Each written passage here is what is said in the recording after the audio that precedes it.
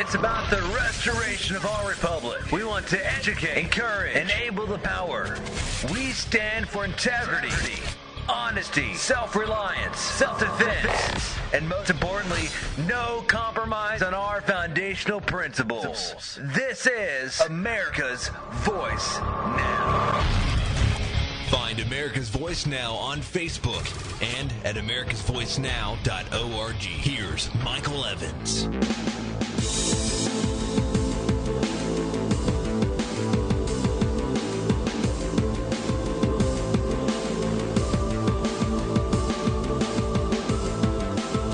All right. We're back. You're listening to America's Voice Now. My name is Michael Evans. I am the host here. Thank you for joining with us this morning. We've been studying on a couple of issues this morning. One is the NSA's abusive monitoring of foreign nations and foreign national governments, including their heads of state. We talked in the first segment about how the United States and the NSA have been literally reading the email of foreign presidents. They did so in Mexico. They've been doing so in France. They've done so in Brazil. They've done so in Germany.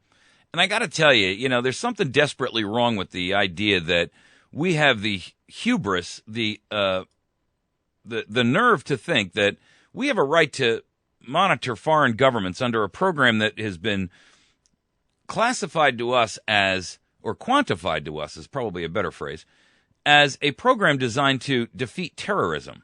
And I got to ask you, is Germany, is Brazil, is France, is Mexico, are their heads of state, their presidents, are their national governments part of the terrorist network that's threatening the United States of America? I don't think so. And I don't think any argument can be made that they are. That proves that the real purpose behind the NSA's program is not about defeating terrorism in the United States. It's all about gaining information for control.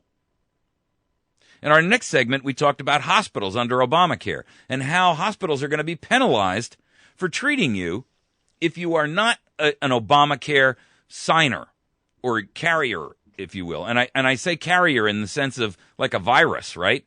Because if you're not a member of Obamacare, if you haven't capitulated to the slavery of signing up for Obamacare, where your data and your personal information are being utilized to build a dossier on you, which can never be used for your benefit, by the way, then those hospitals will limit their care to the indigent and those who haven't signed up. They'll be penalized and fined for offering charity care. And when you talk about many religious hospitals or places like St. Jude who offer care, charity care to children, that's devastating. Who is the government to dictate to you that hospitals must offer or that hospitals cannot offer care to you because you're not a member of the Obama administration's Obamacare? In this segment, we're going to look at Wi-Fi and how stores are using this information to track your shopping habits. The theme of today's show is, and I want you to grasp this thoroughly. The theme of the show today is you are losing control of your freedom and your liberty. Whether that's by government or whether that's by private enterprise, everyone is preying upon you.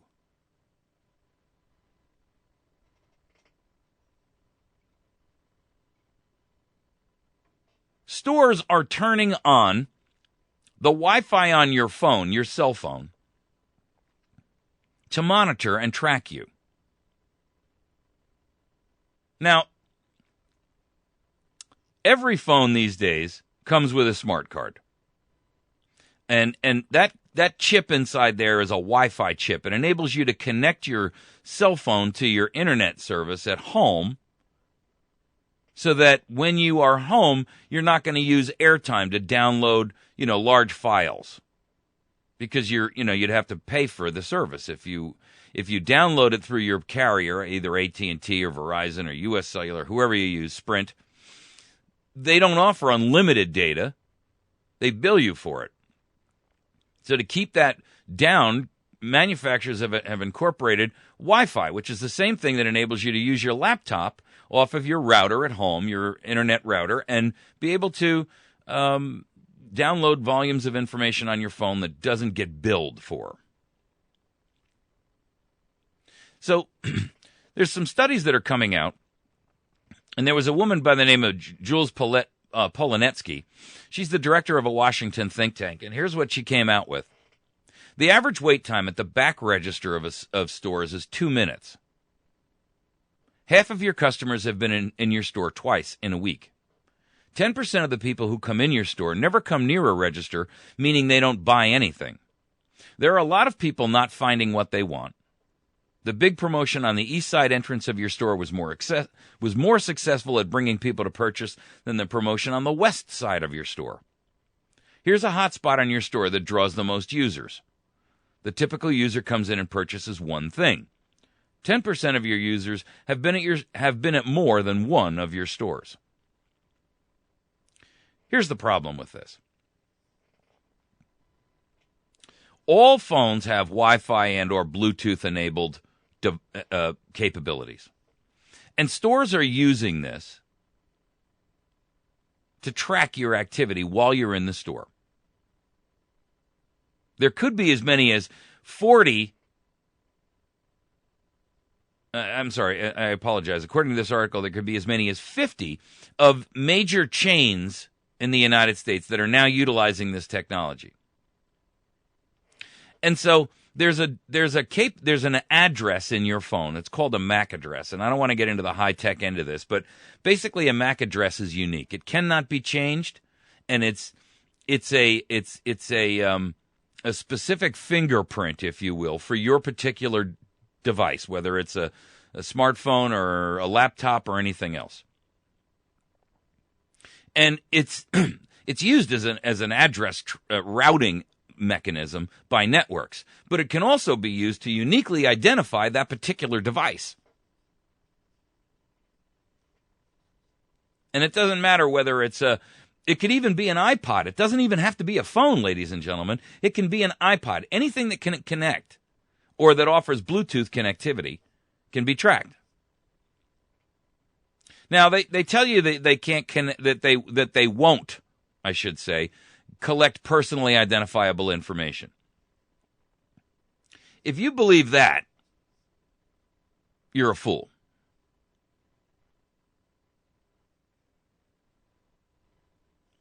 You see, there are limits to how far we should be willing to go. And ladies and gentlemen, this is one of them. It's not bad enough that we've got the NSA tracking us and our every move, because they're using the same tools and skill sets, by the way, but on a macro scale. But to find out that companies are now doing it, including, I might add, the massive Google and Facebook and YouTube and all these other programs that are out there, all these other companies that are out there, Facebook, to find out that they're doing it and they're capturing your your metadata. I want you to, when you have an Android smartphone or an Apple phone, and you go to download an application, I want you to look at the permissions that you give to those applications. They are enabled to do a couple of things which I find extraordinarily dangerous. One, and each one is different, because the company that writes the software application that you're going to download. Let's say you're going to download an application to allow you to shop online or buy some product or even just get information. Maybe it's a game. Look at the implications of what you're giving them and permissions. One, you're giving them permission in many cases to read your text messages. Why would you do that? 2, you're giving them the ability to look at who you call and when you call and the duration of your calls. That's the same thing you're upset about the NSA having. And how do you know, for all intents and purposes, that they're not selling that information to the NSA? Because the NSA is prohibited legally from gathering it themselves. By the way, there's an entire angle to this NSA thing that says that's exactly how they are doing this. They're getting around the law by buying the data that they cannot collect legally themselves on Americans.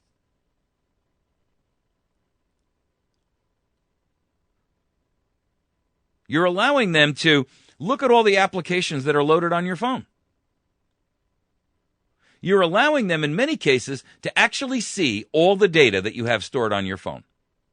That includes anything that you may have stored there in email accounts, including attachments.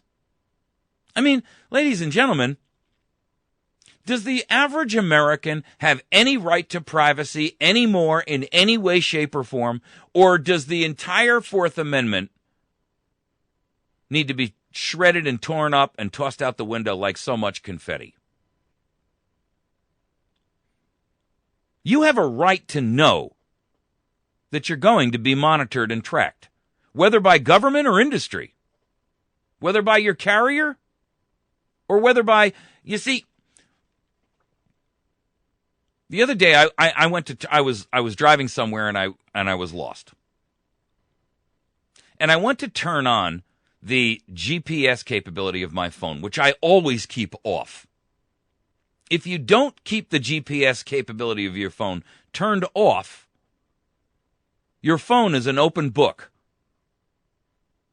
Every application in there is tracking you and submitting that information back to say, he visited this location and this place and that store, and he went in there and he parked in their parking lot and he went into that store. They're tracking you. These are private companies. This isn't government. They're in turn selling that information to the government. That's a whole different story. But irrespective, they're monitoring everything that you do. So I keep the GPS capabilities on my phone shut off. You can do that. Go into the settings in your phone and shut off GPS. Now, the only way you can't shut it off for 911 calls. So it's always on, essentially. And it's always on for the purposes of the carrier itself, whether that's AT&T or Verizon or Sprint or whoever you have.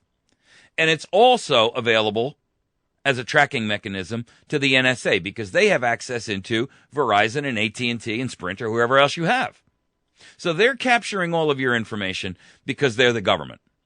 But it does preclude private companies from gaining your GPS coordinates for everything that you do, every stop you make, every place you go, where you work, all of this information. Keep your GPS shut off unless you need it. And I went to turn it on to utilize a GPS application to find this place where I was trying to get to. Well, let me tell you something. The disclaimers and the privacy statements you had to agree to were so egregious that as of today, I will be doing a search on YouTube for how to hack my phone and remove all of those applications. All of them. In fact, I'm going to go so far as to try to figure out how I can defeat and destroy the GPS chip in here. It's my phone, I bought it. And I don't want anybody telling me where I've been for government or public business purposes. It's my place. It's my right. Wi-Fi is doing essentially the same thing, but in a micro environment. You walk into the store and their systems tap into the MAC address in your phone and they say, he's got Wi-Fi turned on. And they track you as your movements go throughout the store. While they're in there, they have the ability to, assuming that you have no security capabilities on your phone, there's no reason they can't see everything else about you.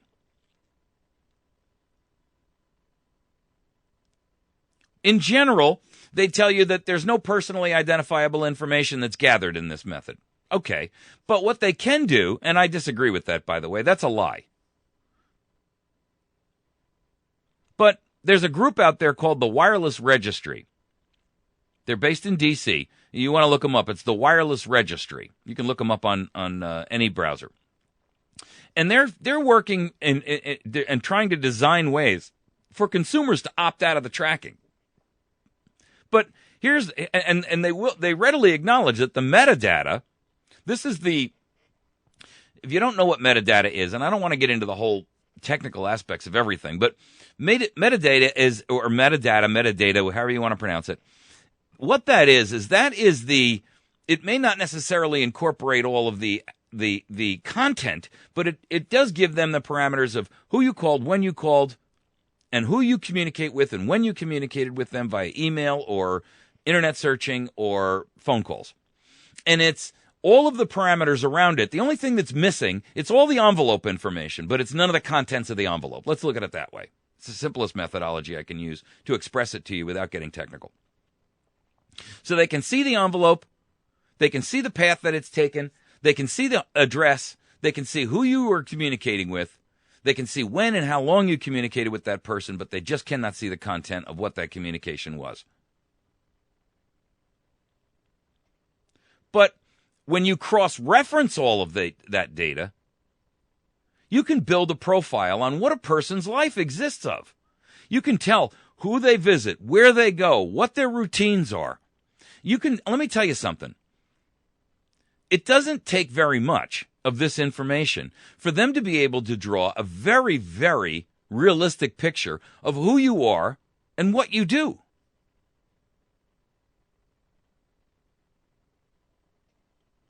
Trying to thwart all of this is very impractical, by the way. You can turn off the Wi-Fi and you can turn off the Bluetooth capabilities in your phone when you walk into a store. But that really shouldn't be necessary. You have a right to an expectation of privacy that when you cross the threshold of a store, you're not going to be scanned and monitored as if your entire life is an open book.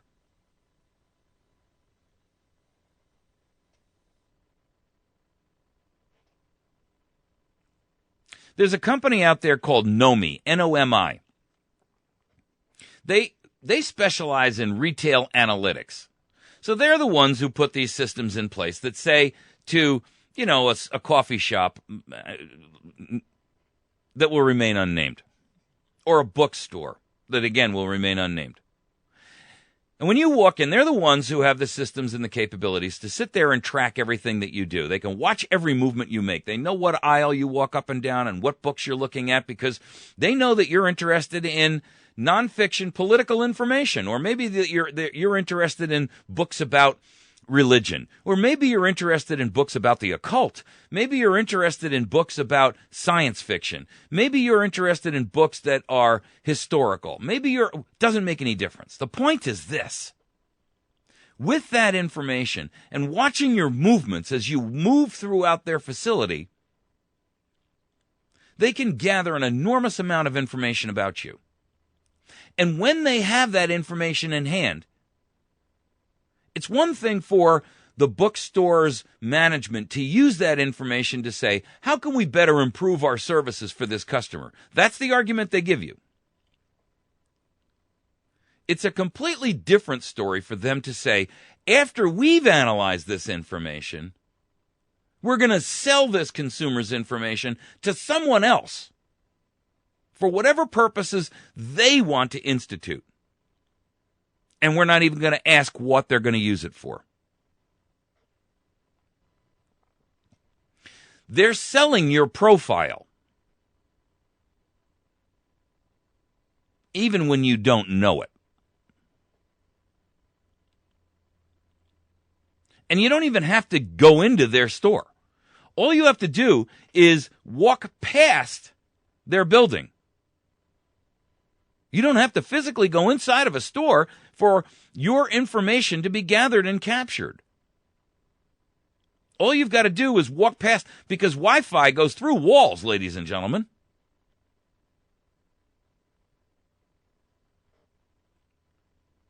Do you know, there was an announcement yesterday that the Chinese have come up with a new product. It's called Li-Fi. And you know what it is? It's Wi-Fi in a light bulb. So in order to build a Wi-Fi mesh network that would cover the entire size of a store that might even be 6 or 8 acres in size, you know, I'm talking about some of these giant home repair centers or these giant places like, these stores that sell everything, Costco's and BJ's wholesale clubs and things like that. Every fifth light bulb could be one of the monitoring devices. And they blanket the store with this network that you cannot avoid. This Nomi just raised $10 million in venture capital to go out and improve the quality of the products that they have. $10 million bucks.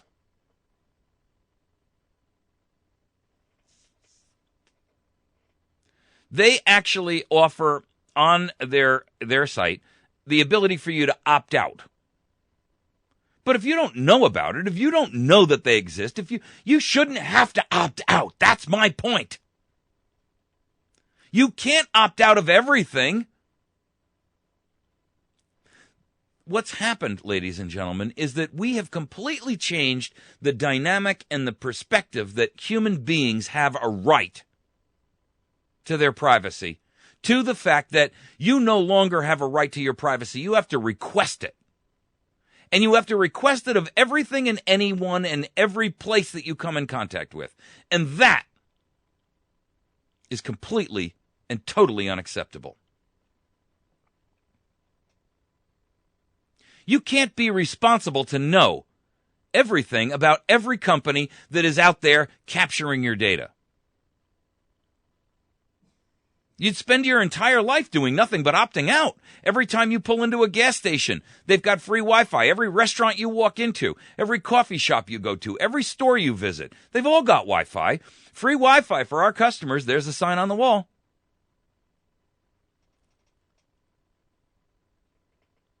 But you don't have to, look, it's got to be the other way around.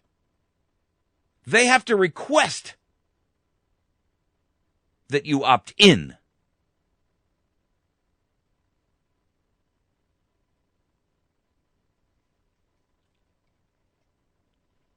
The problem here is that we have become so ingrained with the idea that these services are out there for our benefit,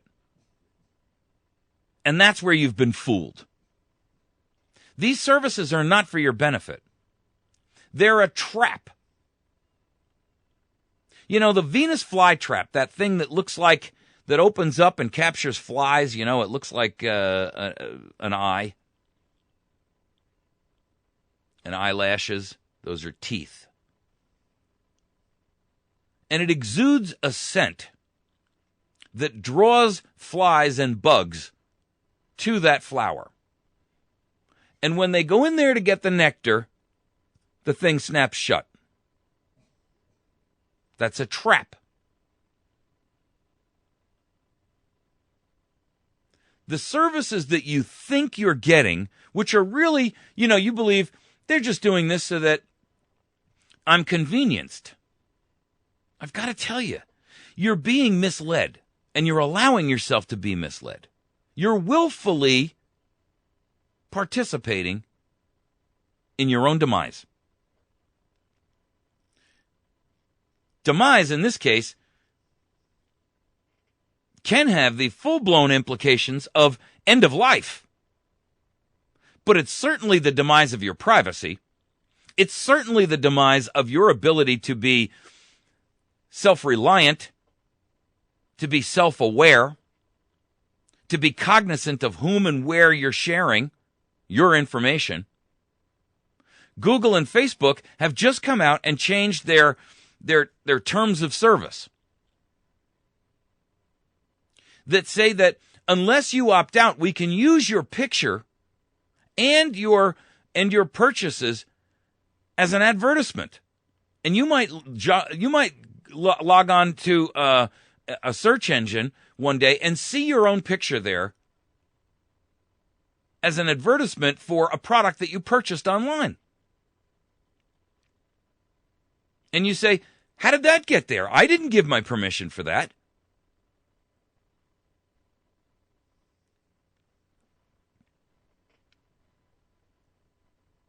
You know, we are losing our perspective.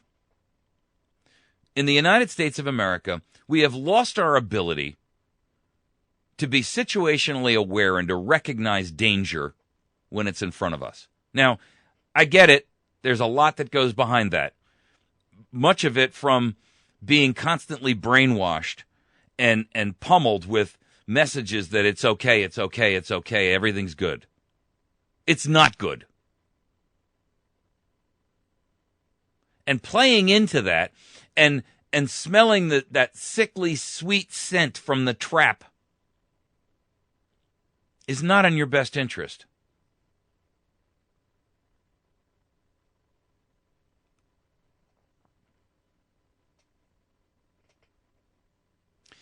The problem, ladies and gentlemen, is that everything that industry and government do is incorporated into a massive gathering of demographic and analytical data about you. Companies use it to market to you in ways which is almost mind control.